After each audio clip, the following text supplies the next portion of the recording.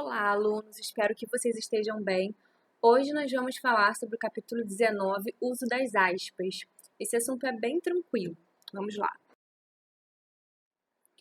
Como vocês sabem, eu copio tudo que está na apostila para cá, tá?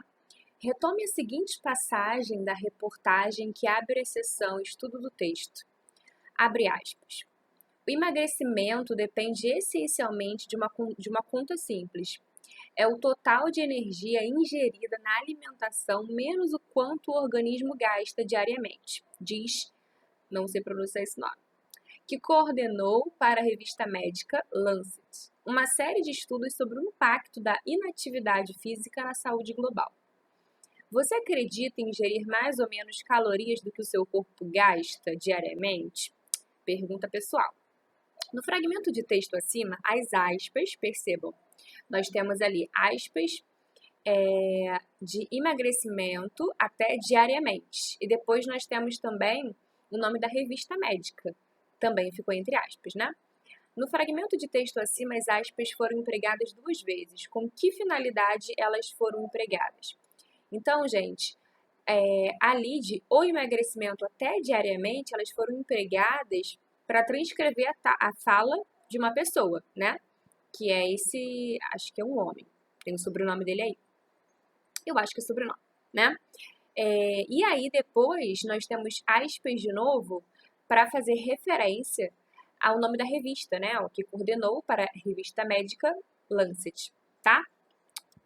Continuando, como você já sabe, os sinais de pontuação organizam as informações nos textos, permitindo que o leitor compreenda as ideias apresentadas, além de revelar como o autor estruturou seu pensamento.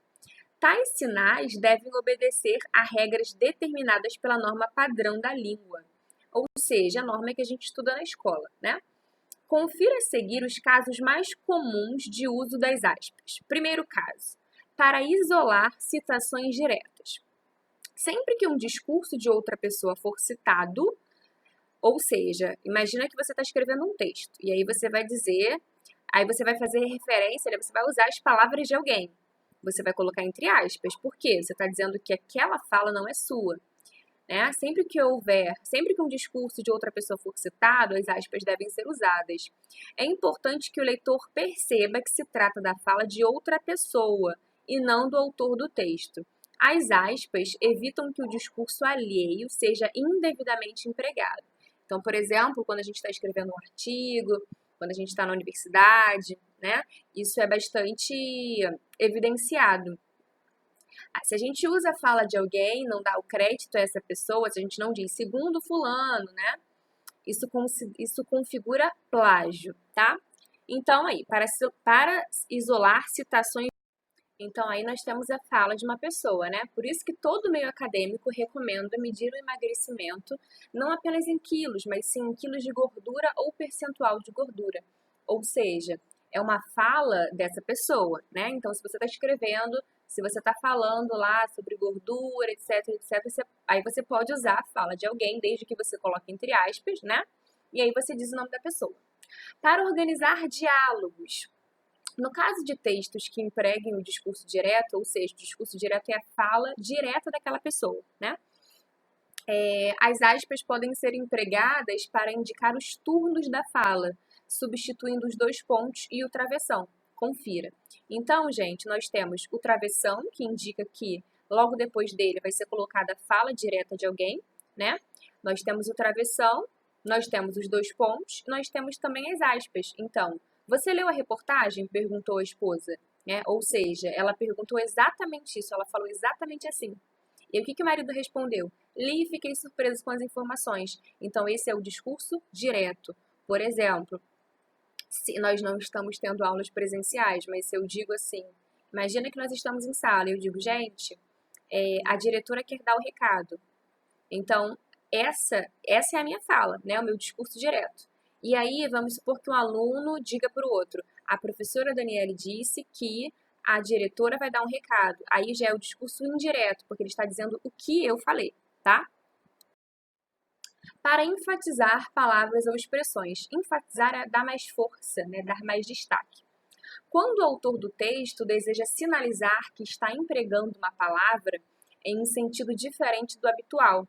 Ele deve inserir esse termo entre aspas, indicando ao leitor que ele deve atentar a seu contexto de uso. Observe.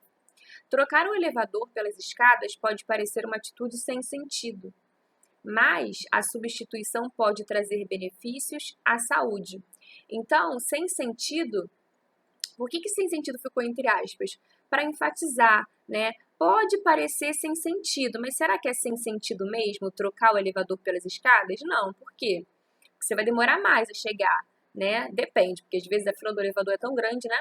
Mas quando a gente vai pelas escadas, gente, é mais essa atitude, esse hábito é mais saudável, né? Porque você vai fazer mais esforço, vai se exercitar. Então, esse sem sentido tá ali para ressaltar, né? Pode parecer uma atitude sem sentido, né? Mas pode parecer, mas não é, né? Para destacar palavras estrangeiras, neologismos ou gírias. Palavras estrangeiras são aquelas que não pertencem à nossa língua, neologismos são palavras inventadas, né? Ou gírias, aquelas palavras que a gente usa no dia a dia, palavras mais informais, né? Todas as vezes em que as palavras se distanciam das regras previstas pela norma padrão, o autor do texto deve destacá-las com o uso de aspas. Leia os exemplos a seguir. Estamos aguardando seu feedback sobre o relatório. Então, aqui a gente tem uma palavra estrangeira, né? Uma palavra que não pertence à nossa língua. A gente tem um estrangeirismo. Não venha me dizer que você pagou esse mico. Aí, pagou esse mico, gírias, né? Porque não é o sentido literal, né? De você dar dinheiro para o mico. É o sentido de que você fez alguma coisa e você passou vergonha, né? Ah, você caiu na lama, pagou esse mico, né? Então, no primeiro caso, nós temos uma palavra estrangeira e no segundo caso, nós temos uma gíria, ok? Para citar obras. Sempre que houver citação do nome de uma obra, de um artigo, de títulos de livros e filmes, deve-se empregar as aspas. Confira. O documentário brasileiro Muito Além do Peso. Então, qual é o nome do documentário brasileiro? Muito Além do Peso. Você coloca entre aspas para que isso fique claro, né? Foi bem avaliado pela crítica especializada. Outro exemplo, o último livro escrito por Machado de Assis, um grande autor da literatura portuguesa, da literatura brasileira, escreveu ali durante o realismo, maravilhoso, né? O livro mais famoso dele é Memórias Póstumas de Brás Cubas e o outro livro, Dom Casmurro. O último livro escrito por Machado de Assis foi Memorial de Aires. Então, o nome do livro, Memorial de Aires. Regras para a pontuação quando houver aspas. Se a citação estiver completa e as aspas de encerramento pertencer a ela, deverá ficar dentro das aspas. Então, a gente tem aqui. Ela então me perguntou, você tem certeza do que está me falando? Aqui, gente, a citação está completa, né? Então, a gente coloca ali 2 pontos, aspas, coloca a citação, ponto de interrogação e depois fecha aspas. Isso tudo faz parte do discurso. Então, essas aspas estão ali, por quê? Porque elas já fazem parte do discurso, né? As aspas estão... As aspas não, perdão. O ponto de interrogação, ali no finalzinho, ele está dentro das aspas, por quê? Porque ele faz parte do discurso. Então, tudo que está dentro das aspas, né? Porque faz parte do discurso de alguém. Ela, então, me perguntou o quê? Você tem certeza do que está me falando? Se a citação for recortada, ou seja, apenas parte do discurso foi reproduzida, a pontuação deve ficar fora das aspas. A máxima mente sã em corpo são, dita por um antigo filósofo da época romana, nunca foi tão atual. Então, nesse caso, gente, a referência aqui é mente sã em corpo são, né? Então, olha só, não é tudo isso aí que é a citação, né? Dita por um antigo filósofo, isso daí já não é uma citação, já é a fala de alguém, né? Então, eu posso escrever a máxima mente sã em corpo são, isso é uma citação, né? Dita por um antigo filósofo, aí esse dita, por exemplo, se eu escrevesse isso, esse dita aí já não faz parte da citação, né? Então, tudo que está dentro da citação aqui foi falado. Depois, a vírgulazinha tá fora, né, tá fora das aspas. Significa o quê? Que nessa fala de alguém não tinha essa vírgula, né? Tudo que está depois, o que vocês têm que entender? que dentro das aspas só pode ficar o que foi mencionado. Tudo que não foi mencionado pelo autor, né, das aspas, deve ficar fora, ok? Por fim, fique atento ao uso das aspas simples. Então, aspas simples, ó, a gente tem uma no início, uma no finalzinho. E duplas. Duplas são duas no início, duas no final, né? Se houver necessidade de isolar ou destacar um termo ou citação em uma passagem em que as aspas já estiverem sendo utilizadas, empregue as aspas simples. Como assim? Então, vamos lá. Segundo o pesquisador, a leitura do artigo retirado da revista American Science, eu acho que assim, não sei falar inglês. A leitura do artigo retirado da revista é imprescindível para que se possa compreender a questão.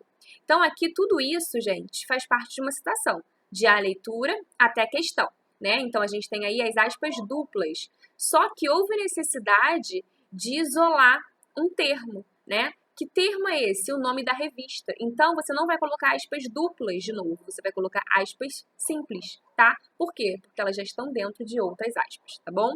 Gente, é um assunto muito tranquilo. Vou criar a abinha para que vocês coloquem os exercícios lá, tá?